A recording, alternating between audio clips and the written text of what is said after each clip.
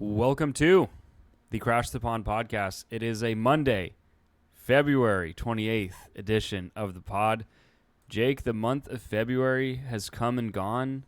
It's in the books. We're never going to hear from it again. Your thoughts? It was a good February. February's always a good month because it's my birthday month. Yeah, that's true. You had another trip around the sun. I did. Always a good month. Now, that being said, I don't know if it was as great of a month if the Anaheim Ducks can say quite the same about the month of February. Oh, boy. No. I mean, I think this is one of those shows where, of course, we want to do the messing around, the end of pod extracurriculars, but there's a lot to kind of dissect here, and I think we need to just cut right to the chase. Jake, last night, I was on site. I was an on-site reporter for our pod. Went to a Ducks game, and I got to tell you, I think I witnessed the end of the competitive portion of the season once and for all. They lose 4-0 against the Islanders, and this is building off of another important loss against the Kings on Friday. And it just feels like now more than ever, there's just no doubt whatsoever that the Ducks will be sellers at the trade deadline. Yeah, I mean, I guess never say never. Who knows with how streaks go. But I think in terms of at least the situation going into the deadline, I think this solidifies their stance. I mean, I put it out there this morning, but in the Pacific Division, the Ducks now sit and let me see, based upon if the Vancouver lost, so this may actually swap slightly now. Vancouver is by points percentage. So the Ducks are 5th now in points percentage with Vancouver losing. As of this morning, the Ducks were 6th by points percentage in the Pacific Division. But the thing is, it's not as if they have that big of an advantage. They have a 1-point lead on the Canucks, and they are tied in points now. The Sharks are, 5 points back with 2 games in hand.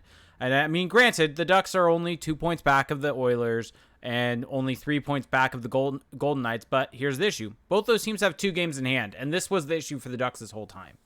When everyone was talking about points and where the Ducks are at by points and standings and all that sort of stuff, we kept harping on points percentage, because eventually those teams are going to make up those games. And Calgary's been on an absolute tear in those games that they're making up. And I imagine that Vegas is probably going to win 1 or 2 of those games that they have in hand, making that go from a 3-point lead to a 5-point lead.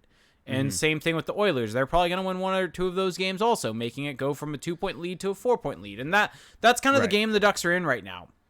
And so I think kind of the bigger issue here isn't necessarily the standings, because I think if you look at the standings, you could talk yourself into being like, well, they're still in the race because overall in terms of they're 2 points out of a wild card spot. But the bigger issue is how they've played, and not just in these last 2 games. I don't think focusing just on the Islanders game and the Kings game necessarily puts enough of a focus on how poor this team has played.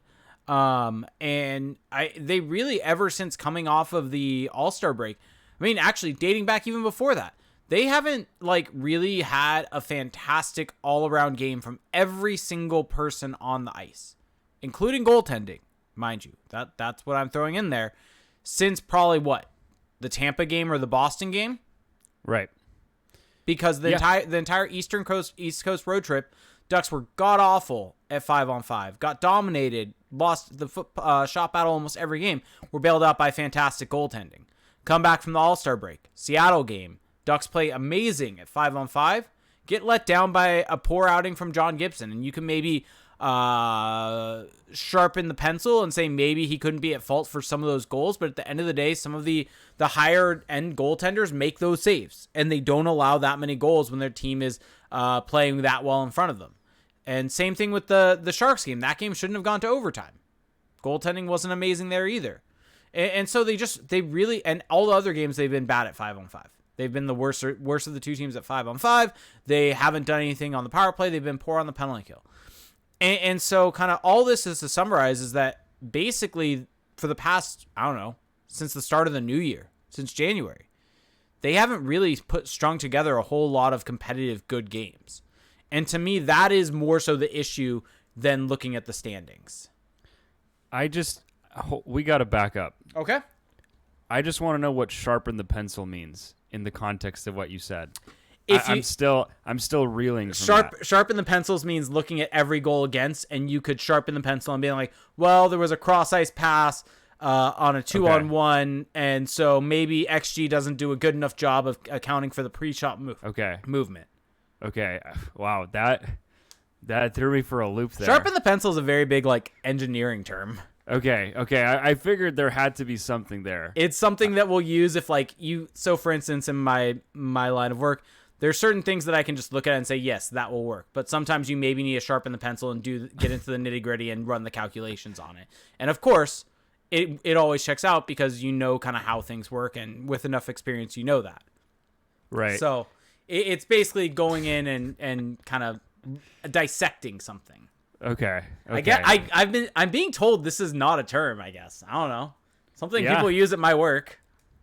Yeah, well, I mean, just so everyone knows, Jake has a lot of isms. He has a lot of sayings that I remember when we started at Anaheim Calling in our Slack, you would, or even not even our Slack, just our texts.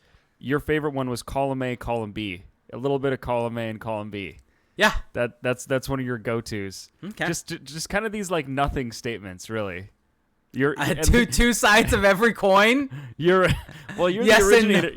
You're the originator of yes and no. No, that was you. Nope, that was you. No, that was you. I will dig as far back as I need to. We are off the rails already. I had a very succinct point, well thought out. You did, but you had to drop the sharpen the pencil, and that just kind of broke something inside of me. Okay. Well, let's gently bring the attention back. I sound like a meditation, like the guided meditation. Bring the attention back to the body, back to the breath. Okay. So I agree with you. The Ducks have been playing very poorly since the All-Star break, and John Gibson has not been the John Gibson we saw before that. And when you put those two things together, when the 5-on-5 play is middling to bad, when the special teams play is bad and the goaltending is not there, except maybe when Anthony Stolarz is in net, that's pretty much a recipe for bottoming out. And I understand what you were saying about how, well, you could, if you squint hard enough, if you sharpen the pencil, if you click the pen a couple times, you can. The Ducks are just a couple points out of the wild card, but it's the games in hand, right? I mean, they're 2 points out, but everybody ahead of them has played less games. And I understand that that's going to even out at some point, but it's just, it's all just kind of a facade. Like the competitiveness of this team to make the playoffs right now is, I think this ship has sailed. I mean, right now, if you look at Money Puck, they are at a 12.6% probability of making the playoffs. Like that has been going down and down and down. And sure, they could go on a run. Like this can all change, but it's like you said, the way that they are playing, right? If they were playing this great 5-on-5 game, if they were out playing teams, if their special teams were humming, and they just weren't getting the bounces, or the goaltending was solely the issue, then you can talk yourself into saying yes, they have time. I mean that's what they're all saying, right? Is there's plenty of hockey left to be played, but I really do think that this is going to be really challenging for them to make the playoffs. Well, and here's And also, just to round out the point, I know that we're big on, don't overread into one game, into a small sample, but these are critical games for the Ducks. Like, they are playing the Islanders game. It's a bad team that's on a back-to-back. LA, it's a divisional rival. Like, these are huge games, and they've had some of their most lackluster performances of the season in those games, in my mind. Yeah. I mean, just not generating any offense, and so that's also a red flag. Yeah, exactly. And I mean, I think I brought this up last episode, but I think it's very important to circle back to when looking at this team is the fact of, was that another one? Did I just do it without even thinking about it? Probably, whatever. I'm looking at our chat. Oh, our chat. Yeah. Sniff the glue. Yeah. I didn't know that was a good, I didn't know that was one. I know. I saw that one and chuckled. The Ducks are 17-21 in regulation. Yeah. Like, this is a team that has lost more than they've won with games that go to that end at after 60 minutes. Yep. And the thing is, if you are now not in the playoffs and you have to make up games and make up points to teams ahead of you, you can't afford to have 3-point games necessarily, especially when you're going to be playing those teams. You need to be winning games in regulation. And the Ducks aren't a team that have done that continually. I mean, they have 8 overtime wins. They have 8 overtime or shootout wins, and they have 9 overtime / shootout losses.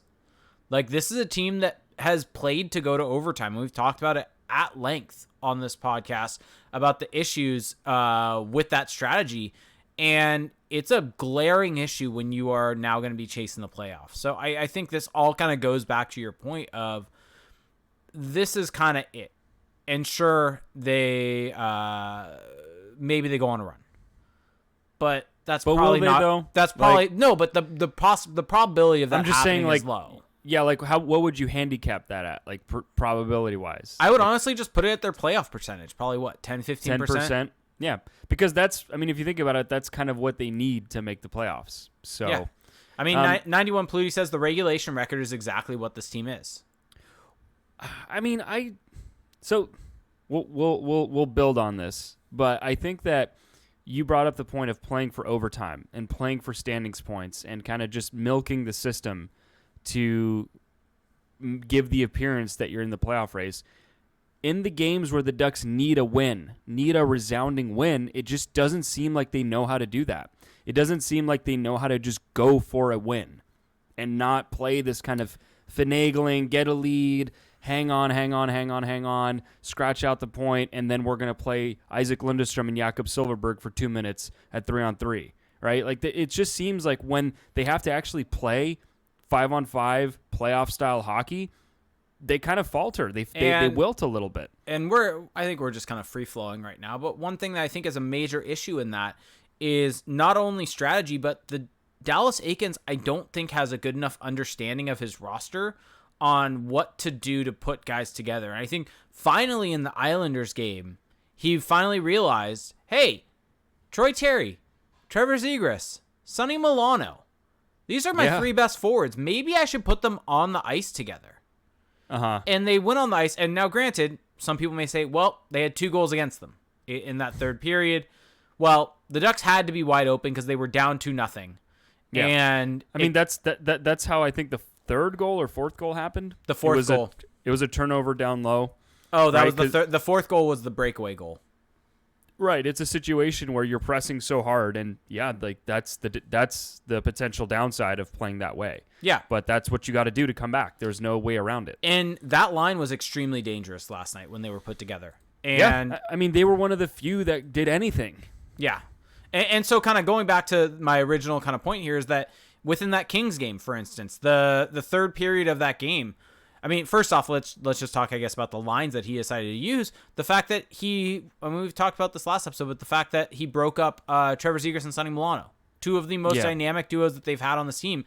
And I think within that Kings game, for instance, it was extremely easy to spot that Sonny Milano was missing a guy like Trevor Zegras with him. Because there were a couple times on some zone entries where he was able to enter the zone with speed, and he just kind of almost felt like he was trying to do it by himself because he didn't have a good read for the guy who was with him. Right, or the guy that's with him just doesn't have the offensive instincts to keep up with the Trevor Zegras. I mean, this is something we were talking about in our Patreon episode, but looking at the tracking data from Corey Schneider, one of the reasons that Zegras and Milano work so well together is because Zegras is an ace at carrying the puck in with control, and Milano's an ace at getting control back if they lose it down low or recovering the puck and forechecking. Like he is Sonny Milano is what I think Dallas Eakins thinks Nick Delorier is. Like he's an actual puck hound. Oh yeah. But the funny thing is that against the Islanders, when they were on the ice together, you could immediately see it was back. Like I never left. Yeah, just instant chemistry and able to put stuff together. And when Dallas Eakins had broken them up originally, and I think we talked about this last week, but I was trying to give it a little bit of time to say, okay, well, spreading the wealth, it's not necessarily a bad thing. But when you see what has happened since that time and you see how well they play as soon as they're put back together, I think maybe I'm gonna have to give you your flowers here. Oh, thank and say you. that you were right. Thank Yeah. you. Yeah, of course. Yeah. No problem. I mean, do you want to just jump into each game a little bit individually right now as we Sure. kind of move forward? So the first game of the week was probably the only good game of this week in the San Jose Sharks game. Well, yes. I mean, they I think they played well in that game. They also played the Sharks, Yes. who are, I mean, they're out of it. They're completely out of it. I mean, And they're in a very they're- similar situation to the Ducks, honestly. and they're missing Erik Karlsson, right? Like it's not exactly I mean, to be fair, the Islanders aren't that much better, but I think that it's one of those things where, yeah, they played well. It was an exciting game, back and forth, but I don't know how much credit I'm willing to give them, because if you are to make the argument that this is a team that should make the playoffs, that's in the running, then beating a team that's beneath you in the standings, that's well out of it, that should just be expected, right? That should just be kind of, okay, you did your job. Yep. And I think also the issue here is that even though they played well, relatively, about 50% expected goals for percentage, so it was pretty even, honestly, which is playing well for the Ducks right now. They still, I mean, the offense was only able to generate 1.82 expected goals for. Yep. Like, they're not able to generate enough offense here. And that was kind of my whole issue with the way that the lines were constructed, was it really kind of, it didn't use guys to their best abilities. And I think that was my biggest critique of the lineups when that was happening. And I think that it really came to fruition over this game, over this stretch. And so, I mean, the Ducks were able to win in a shootout. What is it? Trevor Zegras is like 10 for 12 or something like that in shootouts. Yeah, he's ridiculous. Like, yeah. it's so insane. I mean, he was able to, I think he set up a goal with a shot he took a shot and Raquel was able to pop the rebound. And he basically took that same shot on the shootout, where he kind of almost takes it with a half stride, shoots it from like behind his back foot. And it almost looks like he's trying to catch the goalie off guard with it. And so he was able to catch Reimer with the Raquel goal by just booting a rebound because he wasn't able to really control it. And then in the shootout, he was able to place it perfectly. Yeah. Yeah, no, the way that he approaches the net is it's almost unstoppable for a goalie. The way that he releases the puck, like you said, he kind of disguises his release. And I don't know what kind of curve he uses. I feel like I should know that. But yeah, that's a very you thing. I feel like I should know this. Now it's really, I think it's a P92. But anyway, the way he releases, there's no snap to it. It's almost like he's just like the puck is glued to his stick until he releases. And so for the goalie, there's just no time to react, because when a guy's loading up to snap a shot, you can read the angle of the blade, and you just don't have that luxury with Zegras. So, and he's coming in from that angle, so you have to respect the option of going to the backhand, right? Like, he's just putting goalies in a terrible position, and it's fun to watch. But yeah, I mean, in that game, we saw Raquel, Henrique, and Zegras play really well together, and maybe you could say that was a factor against the Islanders. Is no Adam Henrique, but I mean, even still, you're playing a team that's below you in the standings. So there were things to like in that game against San Jose. Like, it was kind of refreshing to watch a Ducks game where there was offense and there was kind of some action back and forth. But in the bigger picture, the cold calculating take is that this is just kind of what you expected from them, and maybe even it wasn't that great of a showing, all things considered. Yeah, and I mean, here's the issue. This is kind of going to be the story, I think, for the Ducks the rest of the way. Special teams. I think even in games where they are in it from a 5-on-5 perspective, their special teams are really doing them in. And it's funny, in this game, in the Sharks game, kind of focusing on that one, they were just allowing, and I mean, the PK, I think, it's tough because it just kind of is what it is. They're utilizing poor players on the PK, and they leave up just so much soft space in the ice for players to work their way into, and they almost overload specific sides of the ice, leaving essentially release valves for the other team with those pressures. And I think it's a major issue for this team, and I think the big issue is that they're using... It's something I brought up on Twitter yesterday. During the game, and it was specific to a Max Comtois zone exit in the first period, where he had a little backhand pass off the boards in the D zone that sprung Trevor Zegras, and it was low. And it sprung Trevor Zegras and eventually led to ozone time, eventually led to a penalty, so a power play 4. Yeah. Really, really nice play. And it really got me thinking of that's just such a smart defensive play, and it's a high-skilled play. And it kind of goes back to something I always bring up and think about is that just because a guy is high-skilled doesn't mean he's bad defensively. You need skill in the defensive zone to be able to make plays to chip it out and get the puck out and be able to make smart plays. You need skill to be able to do that. If you're just a grinder, that doesn't necessarily make you a good penalty killer. I feel like a lot of people associate just being a guy that hits means you're going to be a good penalty killer. Yeah, and you need to Jake, be you need to be a really, really smart, understand your positioning, being able to read the play. These are things that are very difficult to do, and something that there should be guys like a Troy Terry should be given a shot in the D zone as a result of it. Yes, go on.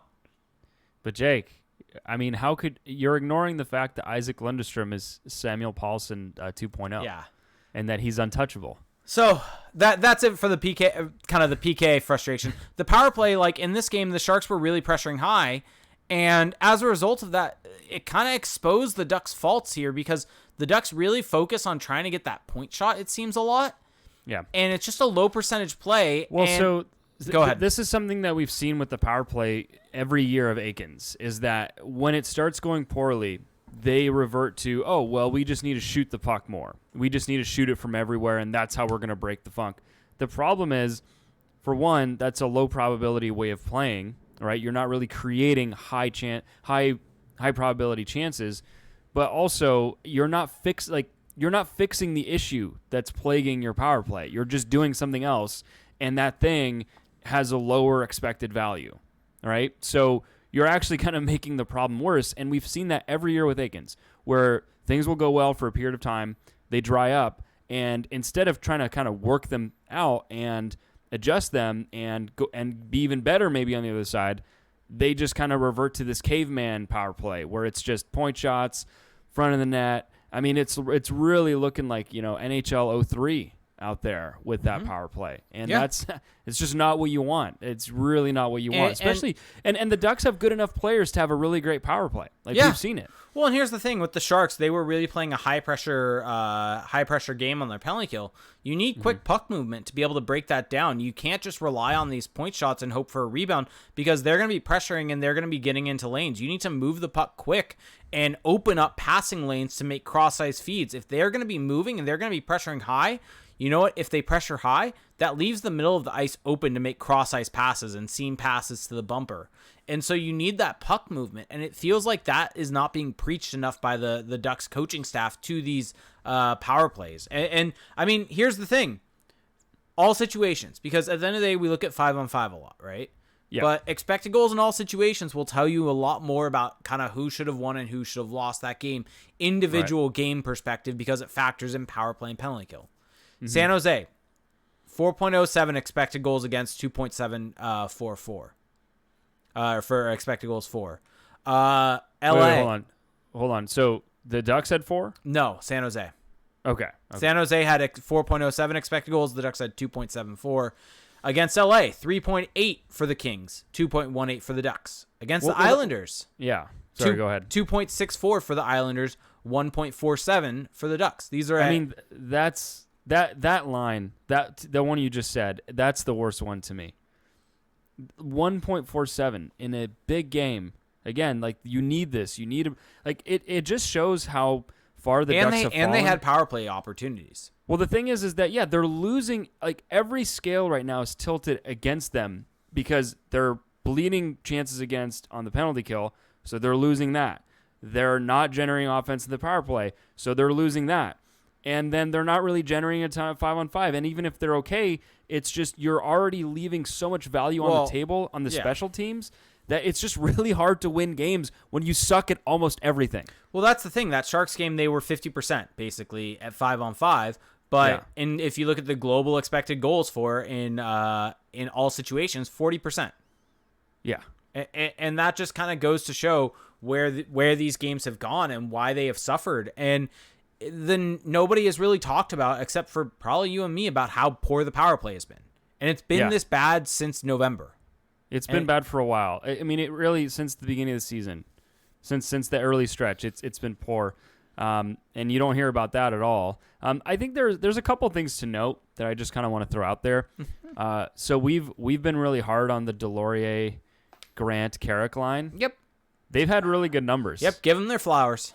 I'm giving them their flowers, and I'm also eating crow at the same time. So I think that they've been good, and I think that maybe some of the jokes we've made about all the hype they're getting on the broadcast, maybe we need to dial that back. No.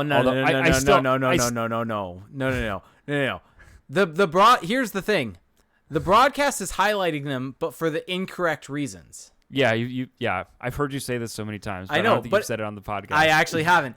The fourth line, when they are successful, it's because they're jumping into good spaces. They're getting into good defensive positions. If they're on the forecheck and someone's applying pressure, it doesn't necessarily even have to be a heavy hit. If they're just applying pressure and forcing a guy to move the puck, someone's in a good position to jump that lane and take that puck off the boards and keep it in the offensive zone. When they are successful, it's not because they're playing a physical game. It's because they're reading the play better. And for instance, going back to, I think it was it the Sharks game? I think it was the Sharks game. That was the game where there was the 2-on-0 for that was their first for goal Grant game. and Carrick.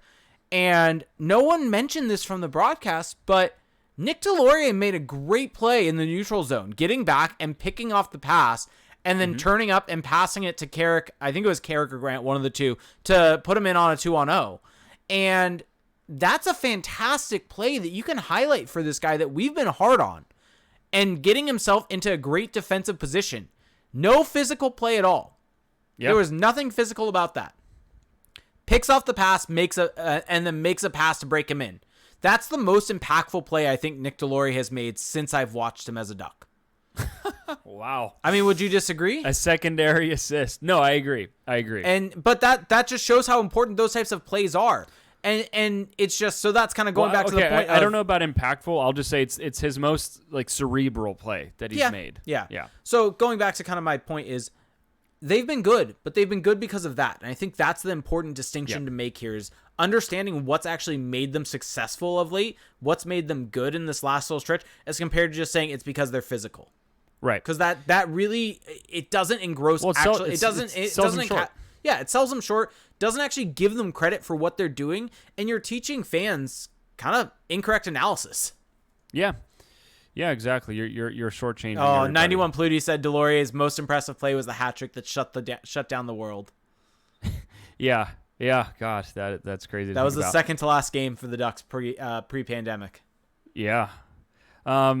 So, and then another thing I wanted to talk about is that they are missing Josh Manson, and that doesn't help. Ooh, are you sure about? So I brought this up.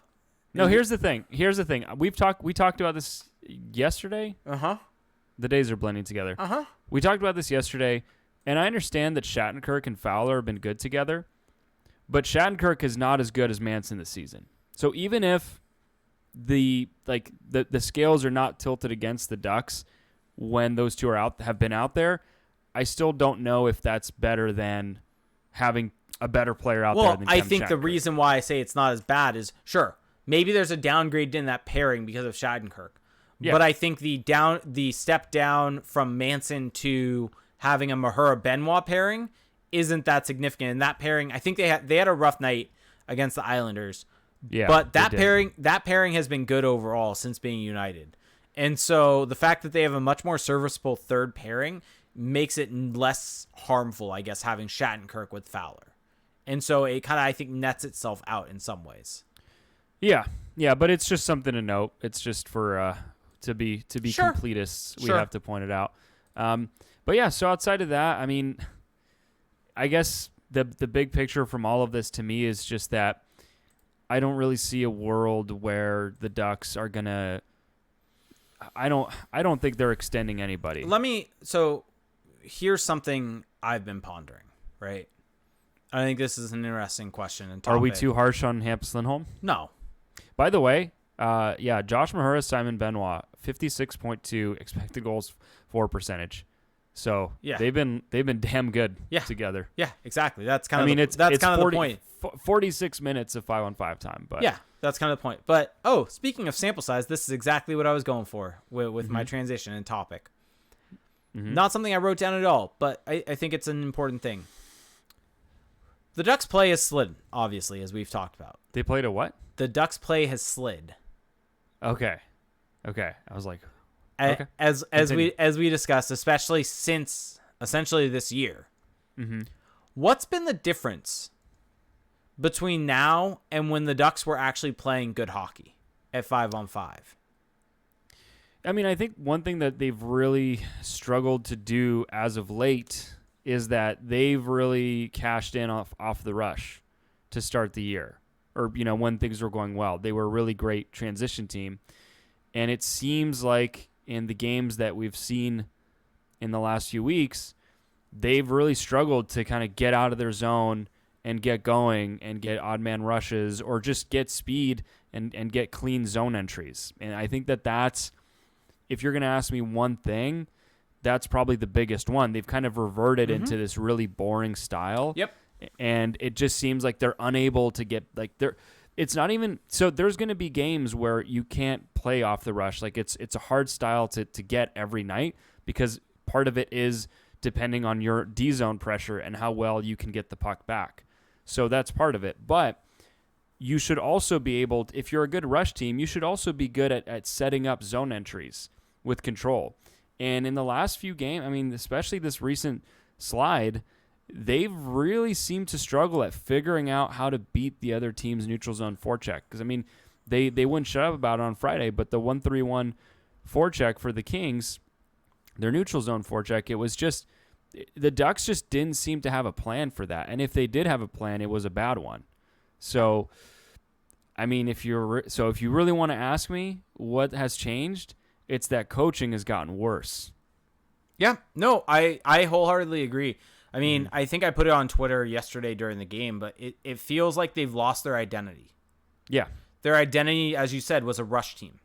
Mm-hmm. And it feels like anytime you hear anyone talk, whether it's from the team, whether it's from the broadcast crew, who are informed by the team because they are team employees, they always talk about needing to play a simpler game. Get pucks in deep. All that typical hockey jargon. But that's not the Ducks' identity when they were successful. If you go back to that point streak that they had, to that winning streak that they had, what made them successful was getting it on the rush. And I think that's why you're seeing and having a not terrible power play also helped. Yeah, but you're seeing that when they don't have rush opportunities and they're chipping it in, they're not able to generate the same level of offense. And that's why you see the flatlining at times, because they're not able to utilize a forecheck and get the puck and then get it into hard areas of the ice. What they do is they rely upon point shots. And I think that's maybe another issue, is that when they are in the zone, it seems like there's an over-reliance of get the puck to the point and then defender throws it on net and sees what happens. And we've talked about it, but I mean, there are more and more people in this world. Daryl Belfry's one of them who said it, but essentially they count point shots as turnovers, essentially, because that's what it is. Right. Yeah, I mean, I think it's a great point. They've been more point shot heavy as of late, but on the whole, on the season, they've been more of a rush team. Mm-hmm. They've been more of a team that's good at getting those high danger looks. The thing is, when you're a rush team, teams can take that away over time, and it's up to you to figure out how to get it.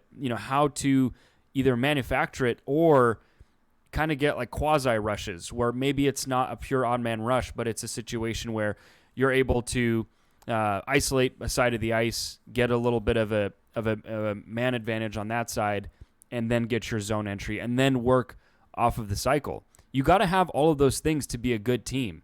And again, like I think you made some good points there, that when they have had that stripped away from them, instead of maybe trying to improve as a cycle team and getting better at finding the more valuable shots when they're in the zone, like I've said before, they've kind of reverted into this caveman style. And what's funny is when I was looking at the tracking data, the Ducks are one of the worst teams in the league at recovering loose pucks, at pressuring the opposition on the forecheck. They are not good at that. So think about this. They've had their style maybe taken away from them, or they've had their style harder to get to, which is off the rush. And now they're trying to do something that they're actually really bad at. Like you see how this is not going to work in the long run. It's like let's try something that we know we suck at, which is forechecking. It's funny because during the season you've heard Dallas Eakins say that we're at our best when we're forechecking, blah blah. And maybe that's true, but the data doesn't seem to agree. So, yeah, to me the common thread for all of this, and I've been saying it, and I may or may not have been screaming something to the effect of it at Honda Center last night, but it's coaching. I mean, this is all coaching. Everything we're talking about here is coaching. There is someone who is being paid a lot of money with the staff to figure these problems out and get solutions. And I don't believe that the Ducks have such poor talent that they can't figure these things out. And I'm trying to find the quote. I think it was maybe by Elliot Tford in OC Register, but I can't read an OC Register article. I guess I hit my monthly limit. Same. But I'm maxed out on like all devices. It's the worst. Yeah, and I can't really find it from Stevens, but it was something along the lines of from Eakins that Eakins, whatever. There's no actual confirmation anymore which way it's going. There is. Sure. There is. Sure. But regardless, it was something along the lines of teams are now doing a better job of shutting down Zegras, and we need to figure out ways around that. And I'm like, I know what you're talking about. Yeah, and it's like that's your job, and also it's like if that's what teams are doing, maybe don't take away essentially one of the best assets that he's had next to him all season in Sonny Milano. Right. Maybe you find better ways to optimize that. Find adding Troy Terry to that, and to his credit, he did that. We need to give him credit for that. In the third period, we'll see if it continues. I mean, that's kind of like fixing the flaw of the Death Star after it's already blown up. I mean, right? yeah. I'm not going to give you too much credit for that. We'll see if he then implements that. I mean, that's going to be the real fascinating thing if he implements that next game. I am willing to bet a lot of money that the lineup tomorrow will be very similar to the ones we've been seeing. Zegras on Silverberg and Lundestrom. Like maybe Zegras and Milano are back together, but it's not going to be this radical departure. I mean, I would love to be wrong, by the way. Would love to be wrong, but what has history shown us? That Dallas Eakins doesn't seem to understand how to fix issues of his own team. Yeah, true. So true. All right. I mean, I would much rather watch the game tomorrow with good lines, but agreed. I'm just not banking on it. Yeah. Let's also there was the other thing that came out today was Pat Verbeek. Pierre LeBrun had his interview with him. Yeah, talking out of both sides of his mouth a little bit. Yeah, I mean, it wasn't really anything of that importance. Just basically saying that he's been a part of both buying and selling in the past, and so there's only one quote that matters. Go for it. Well, I don't have it like right in front of me, but it's that he's either going to try to extend these guys, he's going to attempt to extend them. Here it is. I think going into this, I'm looking at it like we can make the playoffs, we can miss the playoffs. At the end of the day, there's no guarantee I can get those 3 free agents back. I'm going to attempt to sign them. If it doesn't happen, I just can't let them walk out the door for free. I guess that is the illuminating thing, is that we know that if there's no extension, there's no possibility that they're just hanging around. And everything that kind of we've been told from Elliot Friedman, from various different sources, that is that the Ducks don't want to go long term. Right. They would rather go higher AAV, shorter term, which is the smart. correct move. It's smart. Yeah. Like if you're going to sign Lindholm to a contract, I personally, let's just say you had to sign him. Because I know you and I probably both agree with age and things like that and cap allocations of what you could get in return. You and I both agree that it's better to probably not sign him. But let's just say you had to. Mm-hmm. What would you give him term-wise? So let's say that I'm a contending team, maybe. Sure. That I'm a team that wants his services. Term-wise, I mean, I would not want to go longer than 5 to 6 years, right? I would probably not want to go longer than 4. Well, I just don't think 4 would ever happen. No, but I'm just saying in an ideal world where you're trying to get him on a in an ideal world, higher AAV, lower term. In an ideal world, I would give him 3 to 4 because that's realistically, those are the seasons that I'm still going to be getting prime value. Yep. So, yeah, if you want to talk like just what I think I would do regardless of just the mark and all that, yeah, 3 probably. Basically, if the Ducks were to sign him to a deal, what would the term have to be in order for you to be like, okay, that was a good deal? Probably 3 to 4 years. Yeah, 3 to 4 years, which he would never do, and an AAV that's I care less about that. The AAV does not matter as much if you Yeah. can get him at 3 or 4 years. I would be fine with 9, honestly, Yeah. if they got him to 3 Sure. or 4. But I just don't feel like That's not going gonna to happen. because he can get so much more elsewhere. He could get 7 on the open market easy.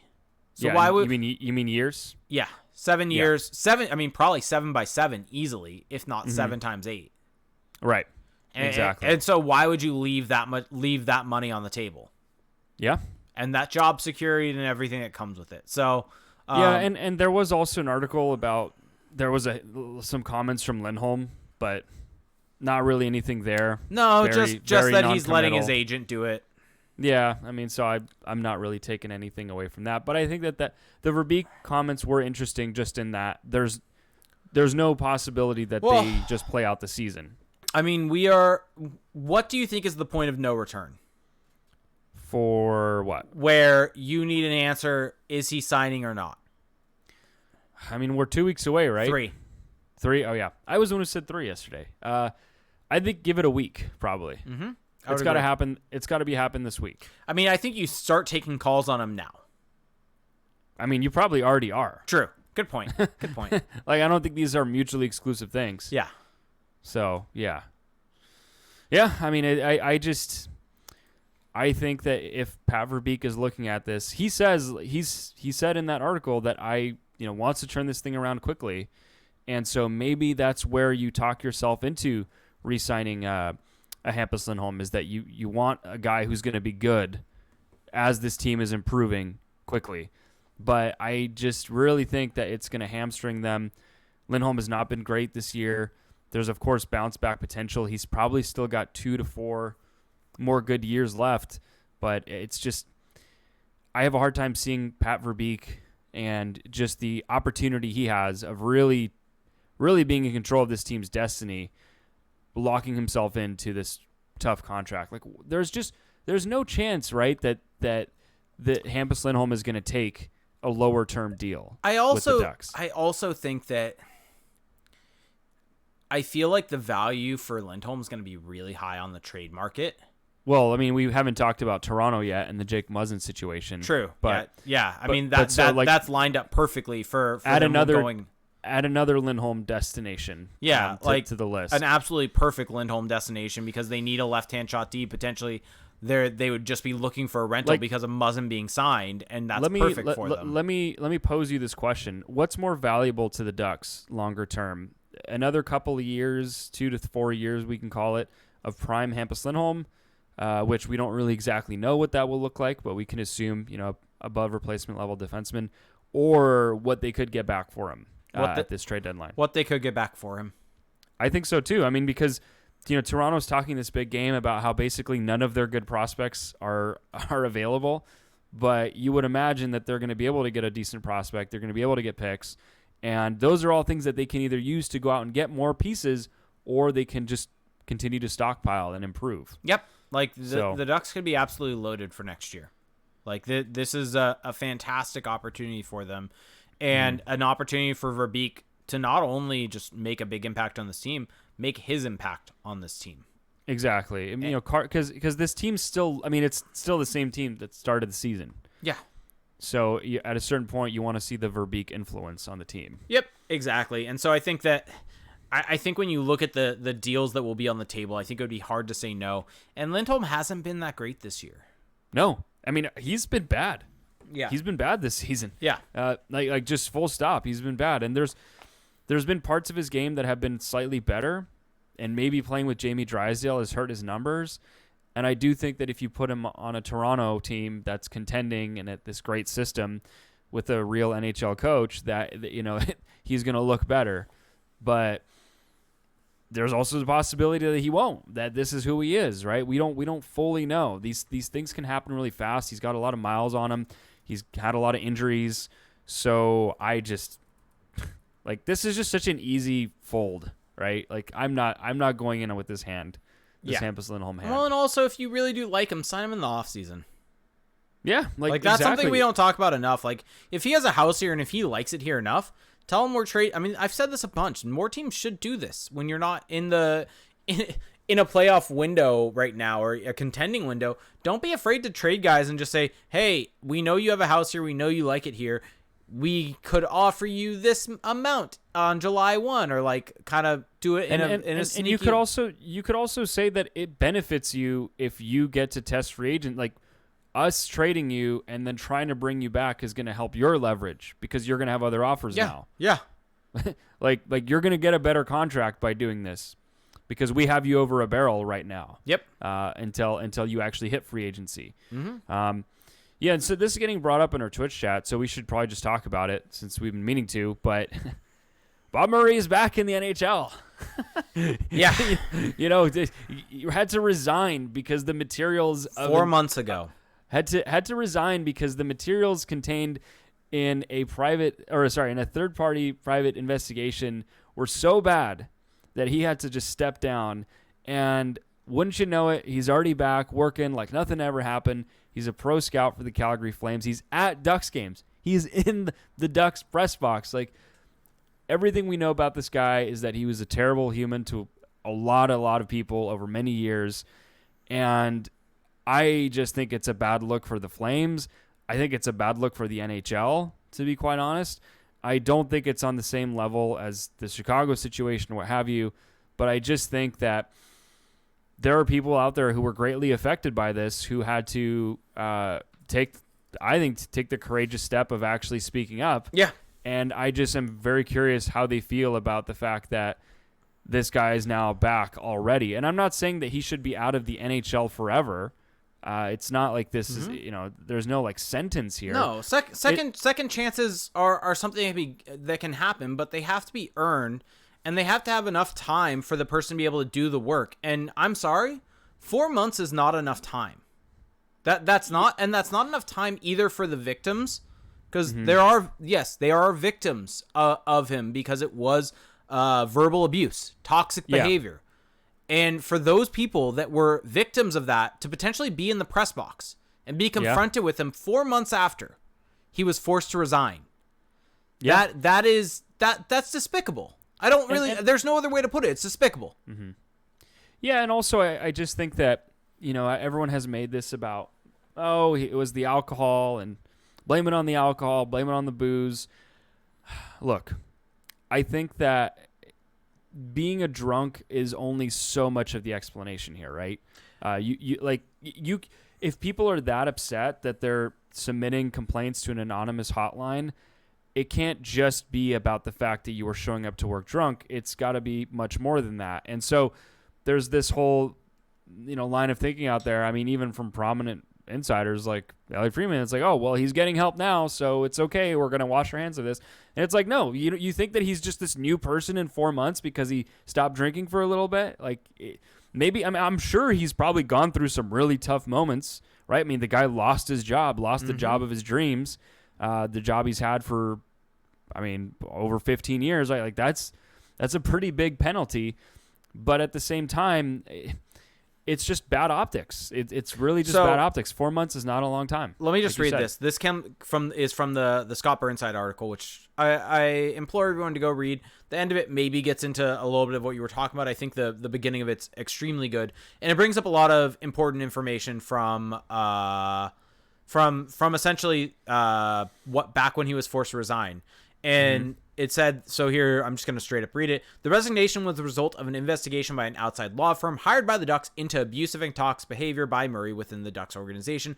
The investigation was prompted by calls to an anonymous hotline set up by the NHL to give employees of the league and its member clubs et al. A safe forum for reporting incidents of abuse or improper behavior. It did not take long for the outside law firm to find enough evidence to know that Murray could no longer remain in his post. Like, think about that. And the reason why I'm reading this is just so everyone can kind of almost get a refresher in some ways of exactly what had happened. And so one anonymous Duck source told Daily Faceoff's Frank Saravalli, working for Bob Murray was pure daily mental warfare. The abuse was endless. Crazy text messages to players and staff, berating them for the performance, and threats of job security happened with regularity. These weren't one-time slip-ups or mistakes. These were regular explosions and eruptions.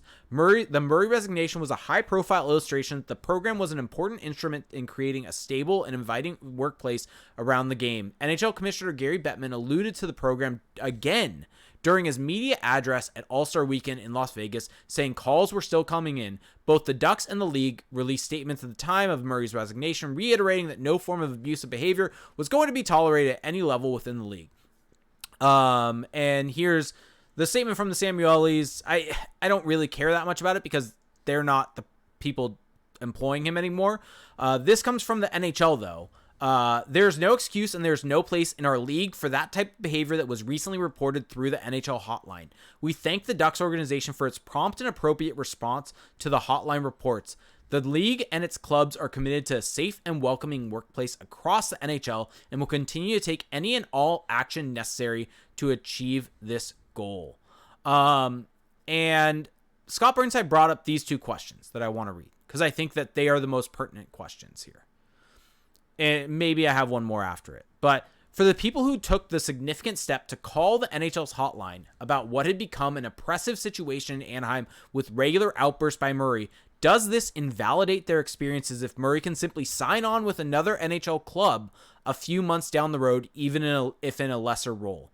And for people working for other teams or for the league, does Murray's rapid return to NHL employment blunt the impact of the hotline and what it's meant to achieve in creating and maintaining a safe and stable work environment across the game? Because here's the thing. My thoughts, I honestly don't care about Murray in this situation. I don't.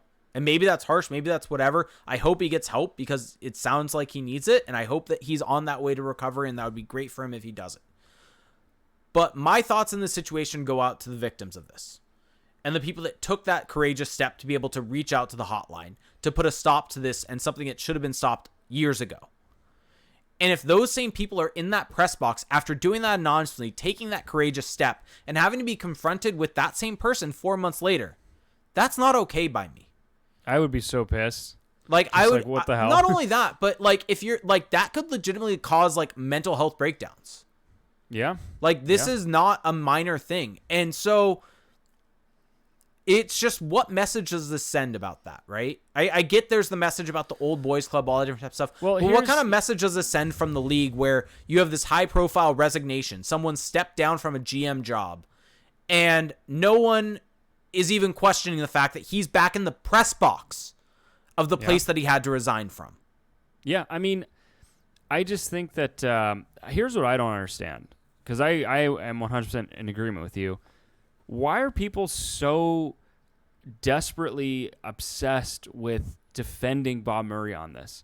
Like, when I tweeted that, you know, this is a bad look for the Flames, I woke up the next day to a shitstorm in my replies of just people saying, oh, you don't believe in second chances, this and that. It's like all the cancel culture warriors. And same for me when I put out a opponents. tweet. And when I put out a tweet about thinking about the victims, and I hope they're okay. Well, that's the thing is that people legitimately care more about fighting against what they perceive to be cancel culture than they do acknowledging the fact that of just acknowledging the facts of the situation, because that's really what it is people just want to win this point that you're being too harsh, that you're the one that is just, you know, soft or whatever, doesn't believe in second chances, that move on, when in reality, like you said, we don't know how many people were affected. And by the sounds of it, it was many. And based on what we've heard, I mean, this was some really bad shit. And so it's just, like I said in the very beginning, it's a terrible look. It raises questions for sure about this whole program, about this whole thing. And, I mean, I think the people who look the worst in all of it are the Calgary Flames, because they decided to hire him, right? I mean, the NHL looks pretty bad too. I think the NHL looks worse here. Well, I don't think the NHL looks worse, because I think they look bad. Don't get me wrong. But I think the Calgary Flames look the worst because they decided to do this. They had the option of not hiring Bob Murray, and they chose to hire him and bring this on. Fair. Right? Like You could have not done this. Like, do you really need Bob Murray as a pro scout? Like, I know that people are gonna sing his praises for the runs of success, but first off, the last few years don't really speak well to his scouting ability. But also, like, do you really need him right now when you're one of the best teams in the league and clearly you don't have an issue with scouting? Like, it just reeks of personal favor, old boys club, and I think the Flames look the worst. But the NHL is not a distant second.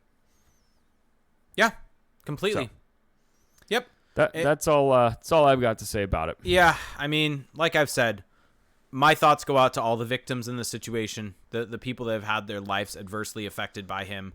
And I hope that they've gotten help. I hope that they're doing okay. And I hope none of them are in kind of a mental breakdown because of seeing this guy again. Yeah, and I think I don't know if you already addressed this, but to the notion that this is just how it was, right? That this is just old school, how it used to be. Guess what? I mean, the world used to have a lot of really messed up things, and they don't happen anymore, right? At a certain point, things change. We realize that things are not okay, and we move on from them, right? There's so many examples from history that you can say, yeah, we don't do that anymore. And so I just think saying that, well, this is just how it was, and blah, blah, blah. And assuming that within 4 months he's going to have changed. And also, by the way, I understand that Murray is old school and that this is how it was for him, but he was doing all this like in recent history when it definitely wasn't okay. So he can just, Yep. I think you and I both got our points out there. A lot off the chest. Feel better. Yep. Feel better. There you go. And also, no, some people, just going to throw this out there, I don't have a personal vendetta for Murray. Some people in Twitter thought I had some personal vendetta for Murray. Yeah, how dare you just point to kind of the facts here and it must mean that you have a vendetta. Nope. But again, I'm just curious why these people are so desperate to protect this man. Like it's so at odds with what we know and what has happened. Yep. All right. Want to get some questions? Sure. Well, let's get some questions. So we're going to hit Discord first. Oh, I did want to briefly ask you about something. So Eric Stevens today, trade tiers. Do we need to have this talk? Look, I'll say this very briefly. Love Eric Stevens. Have a ton of respect for him. One of the better beat writers out there.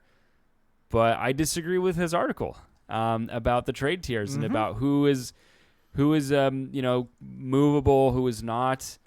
And I guess everyone knows where I'm going with this, but in the can't see this happening tier, along with Troy Terry, the only other player, this is the second highest tier of least likely to be moved. The only other player along with Troy Terry is Isaac freaking Lundestrom. How did we get to this point where a third line center who is not good on the penalty kill, who is not good at 5-on-5, I mean, maybe he's okay at points, kill, baby, points. But he's a member of one of the worst penalty kills in the league. Like, he can't be that great. Shorthanded goals. It's just like, what happened? Tied for franchise record in shorthanded goals in a season. He's above Max Comtois in all of this, and I don't think Max Comtois is this great. Well, here's the unmovable piece. Well, but here's the issue with Max Comtois and where he's slated, which is maybe a change of scenery is where he was slated. Mm-hmm. If you trade Max Comtois right now, you are selling low. And well, yeah. What's the benefit? Yeah, like there's no benefit. If you're gonna trade him, first off, they should have traded him over last summer when his value was at an all-time high. For Jack Eichel? Yeah, if they could have made that part of the deal, sure. Well, here's also the thing with Max Comtois. He went from shooting 17% to 4%. Yep. End of story. Where's Lundestrom at right now? 20-something, right? Yeah. So it just goes to show that narratives in hockey are purely driven by save percentage and shooting percentage. I will die on this hill. I mean, you're right. I actually won't die on it because I'm right. I don't know how the analogy really works. Yeah. Like how you spin that one forward. But yeah, it is what it is. I guess I'll die on it because I'll never be taken off of it. Yeah, there you go. That's what it means. Yeah, sure. All right, ready for some questions? Well, I was going to ask you this, though, okay. Regarding the article. So in the first tier is the don't even bother asking tier. So it's Zegras, Drysdale, and Mason McTavish. Do you agree with McTavish and Drysdale being in the same tier as Trevor Zegras? No. I feel like Zegras is in his own tier. Yeah. And then you have Drysdale and McTavish. I mean, I think McTavish is going to be a good player. I would be open. I have some concerns. I would be open to moving him for if you get a Jacob. I mean, honestly, this may sound bold. Everyone has a price. Right, exactly. Even Trevor Zegras has a price. Right? Yeah, that's the thing. I don't really I don't know if like this was him and his own kind of assessment of how the team views these guys. I don't know. But I don't think that outside of like Zegras to me is the only guy really that I personally would not move almost under any circumstance. Almost under any circumstance. But everyone else, it's like, what's the return? What's the cost? Yep. And so, yeah, I tend to agree with you there. Okay, let's get some questions now. So we're going to go to our Discord first, our Patreon Discord. Go to patreon.com/crashspawn if you want to be in our Discord. It's a really good time. JJ Stone Drum says, who is your favorite flow on the team? I know Zegras and Milano are probably 1 and 2, but Getzlaf is up there too. Okay. Just shot at a bald king, I see. Yeah. Favorite flow on the team? I think it's Zegras. Nah, it's got to be Milano. Because his is just like... all over? Like it's just wild. So I'm going to go Milano. Okay. Yeah. Shaken Wings asked, does Ryan Getzlaf get traded? I'm going to go with an emphatic no. No. He's made it clear. He's made it clear he doesn't want to be moved. Are we going to have to keep shooting this down? Yeah. As the trade deadline approaches? He's made it clear on various different podcasts, very different things. He doesn't want to get moved. Luke Hang said, with the Leafs goaltending issues, I mean, Jack Campbell, I think it's his last 18 games. I was listening to a podcast today. He's at like an 890, 880. How realistic would a Gibson Lindholm package be, and who would the Leafs give up for it? I don't think the Leafs have what it would take to get Gibson Lindholm. That's a crap ton. Like that is like maybe Mitch Marner. You build the package to do like Marner coming back the other way. Yeah. I mean, at a minimum, Nylander has to be a part of that. But then you also got to make the money work. So. Yeah, like that is a massive deal with those types of implications. Not necessarily. Yeah. That wouldn't be something I think at the deadline. I know they're looking for goaltending. That's an off-season trade. Yeah. I mean, we talked about it yesterday, but Anthony Stolarz makes sense for them. Anthony Stolarz makes sense for Vegas. Yeah, he's an upgrade over a lot of goalies around the league. Vegas is going to be out without yeah, they're going to be. He has a torn labrum. Ooh, yeah, that's not good. So yeah, Stolarz could be a good fit there. So I mean, there could be a lot of teams looking. Hey Odiflo said, will the Ducks eventually sign Sonny Milano to a long-term contract? I think they will. I mean, I think that if Pat Verbeek is any smart, which I believe him to be, at least for right now, until proven otherwise, he has to be looking at Sonny Milano and thinking, yeah, there are some health concerns. Maybe that gives the Ducks leverage, but that is a guy that you want to keep around for a while. Yeah. JJ Stone Drums asks, tell me if I'm overthinking this, but could it be bad long-term for Zegras' relationship with the Ducks if they keep having him play on the wing and not get him a good amount of minutes? I mean, he can't help. Yeah. I mean, I think right now it's fine. He kind of strikes me as the guy who's probably unbothered by a lot of the stuff, but that's because he's really young and there's still kind of this notion that, rookies have to pay their dues, but that's might not be the case in a couple of years. So, yep. CZO said, if the Ducks ship out Lindholm, who will Drysdale get paired with? Ooh, Fowler? Yeah, I'd love to see that. Benoit? Fowler has, I mean, we've said this before. Fowler has always for the last like 3 or 4 years made all of his partners better. Yeah. And Drysdale put him with Fowler. Yeah, put him with Fowler. All right, we got one from Lewis in here, but I'm gonna save that because as you can guess, it's about a city. So we're gonna go to Twitch next. So if you're watching this on YouTube.com or YouTube.com/CrashPond, yes, we're on YouTube, or your favorite podcast services, you can join us live every Monday at 8 p.m. Pacific time. At twitch.tv/CrashSpawn, where you can help support the show. If you have Amazon Prime, you get one free Twitch Prime gaming sub each and every month. It helps support the show more than you can imagine. You get special emotes in the chat, special badges next to your name, and you can be just like Kem Pafu, who resubbed for 27 months. Thank you so much, Tony. Austin Price said, question, generally, what do you think Delorier could fetch in a trade? 3rd round pick? Question mark. I realized I read the question mark out loud instead of just whatever. I think he could be a good to keep on a cheap 2 to 3 year deal. What do you think he could fetch in a trade? Yeah, in a trade, I don't know if the 1st round thing is actually possible. I just don't know that, but I'm keeping my fingers crossed for it. I would guess 3rd round pick. I'm going to go second. Slightly higher than what they got him for. I'm going to go second because, Brian Burke's going to see that fight that he had. See him hitting the boards at Little Caesars Arena. The glass, you mean? Yeah. And be like, we need that on the Penguins. Please, God. Please, Brian Burke. Your only hope. Yeah. So Dalton Keys asked, what's the over-under for number of players in the Ducks organization traded by deadline? I'd said it. I would put it at 2.5. Yeah. Yeah, it's 2.5. I think that there's definitely a question of if all of the. Maybe it's 3. Maybe it's 3.5 because. Is there a possibility of Delorier of? We talked about Stolars, Carrick. You want my bold take? Sure. 5 guys are moved out. Ho! 5 guys. Okay. Nice little homage there to 5 guys. You want me to list them? Sure.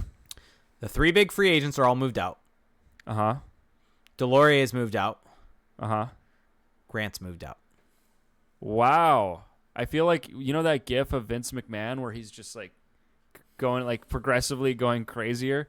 That's how I felt you rattling those off. Grant, though? That's the one that just put me out. Yeah. That's the one of me like falling back in my chair. So I was listening. To Jake's been listening to podcasts. Shocker. What have we heard? Frank Saravelli and Scott Burnside were talking, and they were talking about who is going to be the next Blake Coleman. No, Scott, don't say it. Scott don't Burnside said that Derek Grant could be that guy for a team, and he has terms. So Who said that? Who said Scott Burnside. And he has term, for so those teams who can't see. I just face palmed very, very hard. And he has term, so there's cost certainty for a team. We need to normalize understanding that Derek Grant is not a good NHLer. I don't know what in the world it's going to take. I really do not know. But what the hell? Frank did bring up the point in response to that, saying, what's the line? Kicking, screaming, throwing up, or whatever? The response was, does a team trust him to score because he can only do that in Anaheim, it seems. I'm not even entertaining that anymore. Next, please. But the fact that they're saying that means there's probably a team that thinks that. Yeah, because there's a lot of stupid teams out there. If you're trading for Derek Grant, remember when which the Ducks have done twice, I believe. Yes, you're not smart if you're doing that. No, I don't. I think the Ducks have only traded for him once. They've signed him twice. So they've signed him twice and they've traded. They signed him once, and then they traded him away. They signed him once, then they didn't re-sign him. And he signed in Pittsburgh. Then they traded for him. Then they traded him to Philadelphia, and then they signed him. I'm so close to just hanging up on you right now. I'm so upset. I just realized Bob Murray did the trade away and signed to a contract over summer with Derek Grant. Yeah, because he doesn't have the stones to do that with an actual noteworthy player. Oh man, Derek Grant. Wait, I need to now think about this. Where do you think this is just the pure shit show part of the pod. Where do you think Derek Grant ranks in terms of games played as a Duck? Oh, why are we doing this? This is so stupid. I don't know. I don't care. I truly don't care about this. Where do you think he ranks? I think he ranks 27th.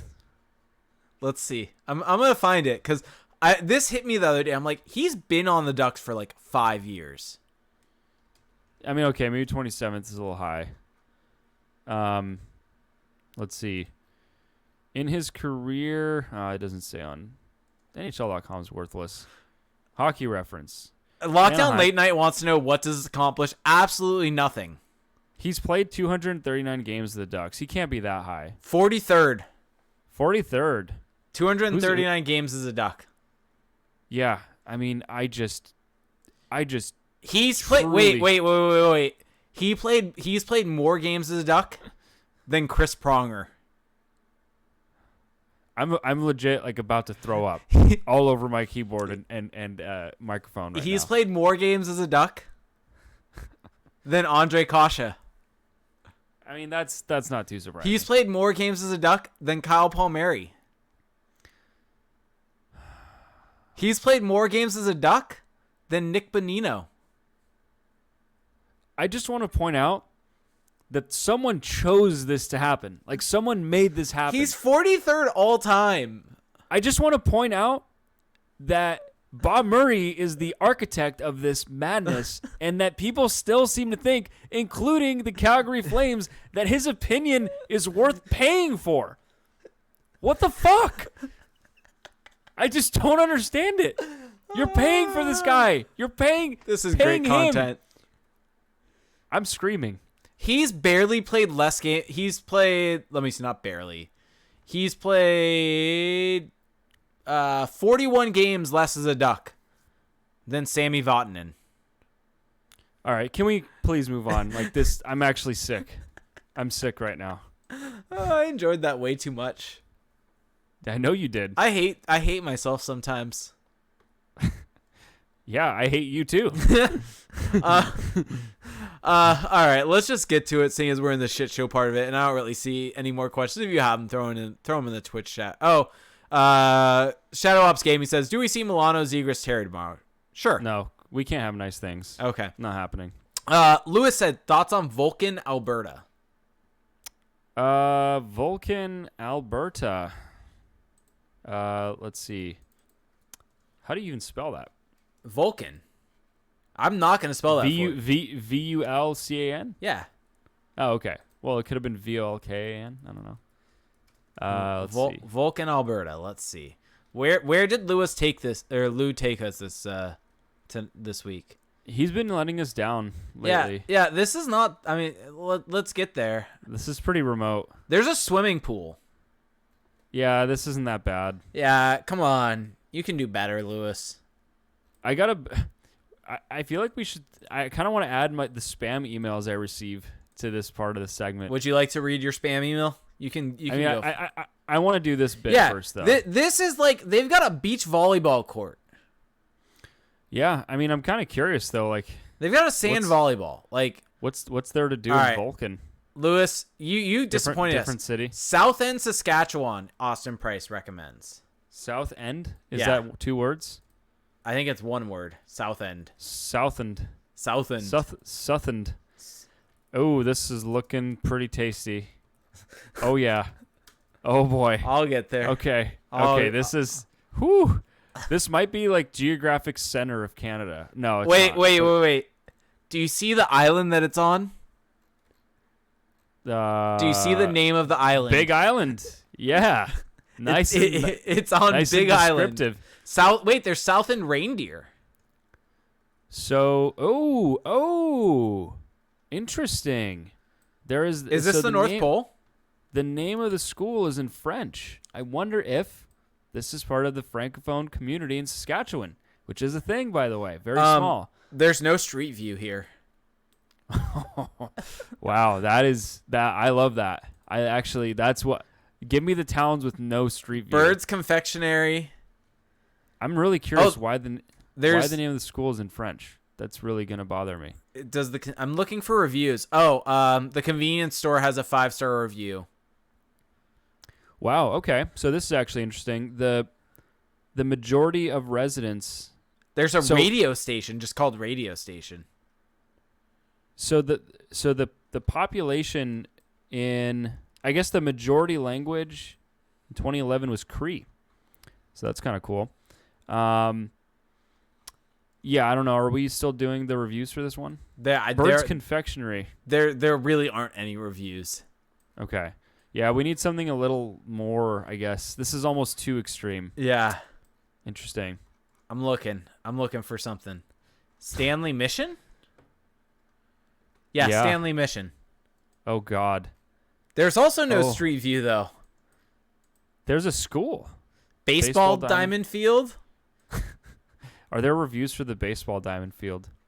There's a review of the school. 5 stars. Yeah. One review. No one's actually writing reviews, though. There's a band office. Oh, the band office has reviews. Uh-oh. Wait, band office? Some people, 3 stars. Some people are really nice. Some aren't. There's the Amachewashpin Co-op, which I guess is like a food store, a grocery store. Why? There's a black cat in the picture. Yeah, I love that. This is a great review here from I'm Cool Guy. 5 stars. And the comment, good store. Yeah, thank you. Thank you for your service. Yeah. I still can't get over Baseball Diamond Field. I guess that this place is so cold and snowy that you can ski-doo around. You can, like, that's how people... Wow, there's... Someone left a review for this place. 5 stars for the co-op, the Amachewashpin, Spamawan. I don't know how to say it. But his name is Jake Felix. So there you go. Oh, wow. What are the odds? Is there just someone taking our names, combining them, and just doing random reviews for us to find? Is this the podcast Easter egg? This was written 4 years ago. Is this the podcast Easter egg? Did someone, like, mimic time, go back 4 years, do it? I just don't think that's possible, with all due respect. Are you sure? People can time travel. Okay. I mean, possibly. Lewis is trying to redeem himself. Okay. Legal Alberta. Legal? Wait, now he's saying don't look that up. Okay. Bad city. Now, yeah, this is way too close to Edmonton. I mean, it doesn't have to be so remote. No. It's got to have that feel.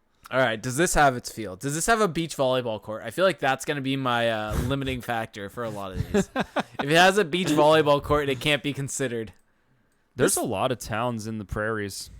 Yeah, this could be considered. What's it called? Are we still in legal?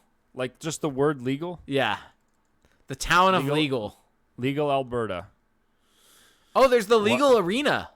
Dude, yeah, there's an ice rink. Okay. There's reviews also. Wow. Okay. I'm intrigued. I'm intrigued by Legal. I mean, this looks pretty it's not that far out from Edmonton, but it's just tiny. They do have curling places. It's in the middle of a big old field. All the streets are just numbers. There's no unique names. Yeah, I mean this is. Let's see. There's Chinese food. Big Mouth McGee's. What is Big Mouth McGee's? Food and drink. Is this a bar? All around excellent place to stop for a meal and beer. Love that. Ooh, 4 out of 5 stars. This is from Robert Coppard, a local guide, mind you, who has 299 reviews. Damn. That is a shit ton. Okay, I'm going to read this. He's like the Tim Salmon of reviews. He's got, I don't know what that means. He's got this picture. I don't know. Can you see? Put it on the screen. It's on. But show them the picture with the meal. They are. Yeah. They can see it. Well, you should like expand it almost. Okay. Because it is. That First off, can we just admire this? Like, what is this? What am I looking at? Burger? I guess it's a burger. It's a burger with Canadian bacon, it seems, and then actual bacon. Anyway, to the review. Small town diner feel, and this is 4 out of 5 stars, by the way, with an almost home cooked feel. My wife had the Reuben with a beef and veggie soup, and I had the Legal burger. Wow, creatively named, and fries with a side of gravy. My wife's Reuben was simply delicious. They pan-fried the corned beef, and the sauerkraut was warm as well, and the bread was fresh. Wow, I'm loving this review. Her soup was on the greasy side, but still very tasty. My burger and fries were very tasty, and there was nothing wrong with it. My only complaint was the place was very dated and seemed to need a good cleaning. But overall, I was there for the food, and it did fall short. If you are in town and need a quick meal, this would be the place to go. Good job, and next time if we're passing through, we will stop by again. My favorite thing about this review is that it is just so Canadian because it's so nice and polite, and there's, for whatever reason, at a minimum, 3 exclamation points after each sentence. So, if anyone's listening right now and you are in Alberta and you're driving through the middle of freaking nowhere, I would recommend stopping at Big Mouth McGee's. I'm sold off of this review. I don't know about you. Yep. All right. You ready for the food take of the week or food takes of the week? Yeah, I'm ready. That guy Bobski is the one who made the cut, and we also have a Ferdy Ducks reply saying crispy onions are an elite soup topping, specifically on broccoli, cheddar, or cheesy potato soup. That sounds good. That's a fine take. Mm-hmm. I've got nothing against that. And then Ferdy Ducks just comes in and says, if you put cheese in it, technically it's not a soup, it's a dipping sauce. Really? Well, that's his opinion. Okay, I don't know. I just maybe he knows something I don't about what defines a soup. Broccoli cheddar soup. Have you never had broccoli cheddar soup? I have had it, and I love it. Yeah, it's a soup. Well, apparently not, according to someone else's definition here. Nope, calling it a soup. Ferda, sorry. Okay, wow. I also got a great spam email today. Okay, you're doing this? Wait, before you do this, I got an email yesterday. Yeah, feel free to contribute your own. It was from LinkedIn, and it was from one Mike Babcock looking to connect. Yeah. Turns out wasn't that Mike Babcock, but at first I was very confused. Is it bad that I keep opening this email? Am I gonna is my computer gonna just incinerate? Yes, you are giving them all of your information right now. So this is from Aisha Gaddafi, and the email address is generalleroy17@gmail.com. And it's just got the giant "this message seems dangerous" at the top of it. Hello, dear. I came across your email contact prior a private search while in need of your assistance. I am Aisha al-Gaddafi, the only biological daughter of former president of Libya, Colonel Muammar al-Gaddafi. I am a single mother and a widow with 3 children. I have investment funds worth $27,500,000 United States dollar, and I need a trusted investment manager / partner because of my current refugee status. However, I am interested in you for investment project assistance in your country. Maybe from there we can build business relationship in the nearest future. I'm willing to negotiate investment / business profit sharing ratio with you based on the future investment earning profits. If you are willing to handle this project on my behalf, kindly reply urgent to enable me to provide you more information about the investment. Your urgent reply will be appreciated with this email address. And then there's just another email, which is not the one that this was sent from. So what do you think, Jake? Should I take her up on this? 27 mil? No. I just what is the success rate of these emails? How many how many people actually fall for this in 2022? Yep. I don't know. Jake doesn't care about my life story here. It's okay. Nope. People are asking me to see if I can forward them the email in our Twitch chat. I don't know if you want me to do that. Yeah, and okay, all good now? I realized something we forgot to do. I teased this slightly on Twitter and never followed up on this podcast until right now. We will be doing a giveaway this week. We have 2 tickets. Wow, you forgot that until now? Yeah. Okay. We'll have to do another round of this. We'll have to push this harder on Twitter now. No, yeah, it's just going to be a Twitter thing. But keep an eye out on Twitter. That is all this is saying. Keep an eye on Twitter. The tickets will be for the game on March 21st. So keep an eye on our Twitters. There'll be one of those things about follow us, both of us, follow CJ, follow Crash Spawn, and then you'll be entered to win the tickets, and we will select a random winner this week. So if anyone wants 2 tickets to the game, keep an eye on our Twitter accounts. Okay. Yeah. Who doesn't want free tickets?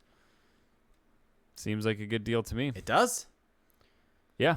Okay. Well, we are almost an hour and a half in. I feel like we're so far in now, we might as well just keep digging. What with what? I don't know. Bring up whatever. Air your grievances now. I got. We're at a point in the show where the listenership has dropped down to the elite few. I mean, And we're so we're still going strong on Twitch with about as many as we've had all night. I know, but I'm saying, with the recorded audience. So, I mean, your cat is meowing in the background. Salem wants the pets. Okay. Well, maybe I'm getting a topic suggestion here that Slack is better than Teams. I don't know. That's I've never incorrect. used Teams. No, Teams is great. Teams is absolutely amazing. I hate Slack personally, but maybe that's just more of a commentary on my job than Slack itself. Oh, this is a great Salem appearance. Wow, we're getting purring into the mic. I don't know if anyone can actually pick this up right now. I hope they can all hear it. And now she wants out. No, she's a big purr. Okay. Yeah, I mean, Slack is fine. I'm not saying Slack is that bad, but it's just, wow, that is some serious purring. Holy moly. I think she's happy right now. She loves to purr. Well, no, they purr because they're happy. Mm-hmm. That's the sign. No, but she purrs all the time. This is Crash the ASMR. Yes, love that. I will say that it was cool to be back at Honda Center last night. It was a lot of people. Definitely felt a little like, oh, this is a lot of people, but it was cool. The crowd gave the team almost no energy, but I think it's because the team was giving the crowd no energy. Jake wants this to end, I think. He's just not replying anymore. Yep. Okay. I had something else to say. Oh, yes. Need to bring this up. Went to Trader Joe's on Saturday for the first time in months. And I don't know. What is the hype really about? I'm not really seeing it. Didn't really see it. Wasn't impressed. Jake is just done. Jake is just stonewalling me. Okay. Reading emails. We're ending. Why? We're recording a podcast anyway. Exactly. We're ending this thing. I'm getting the boot. I'm being told that it's over. I'm playing you off. Playing the music. It's the Oscars. That's fine. All right, folks. Well, hey, thanks everybody for listening. If you enjoyed the show, if you want to help support us, if you want to help this thing keep going into the future, into the long term, there's a few ways to do that, which are really great, will benefit you, and will help keep this thing going. The number one way is Patreon. Patreon.com/crashthepond. If you're going to be a Ducks fan in 2022, I think that you owe it to yourself to join our Discord server. It is the absolute best. You get to connect with other diehard Ducks fans, and you get to talk about anytime there's any Ducks news. People are in there chatting away. It is just the very best, and it's a great positive environment. Everyone is just there to have a great time and to actually grow and bond. I mean, it's a full-on community. It's not just hockey talk. We've got a general chat. We've got the wrestling chat. We've got food channel. Thank you. We've got everything in there, and I truly, I'm so honored by the fact that it's grown into this, and we haven't really done anything. It's just the people in there, but now, because of the people in there, because of what it's become, I'm just so confident in telling people that you are really in line to benefit if you join this thing. FYI, anyone out there that's a wrestling fan that's also a Ducks fan, join. We may be getting a group together to go to Dynamite that was just announced in June. Felix may go. Lewis is saying that he's only been to Trader Joe's once.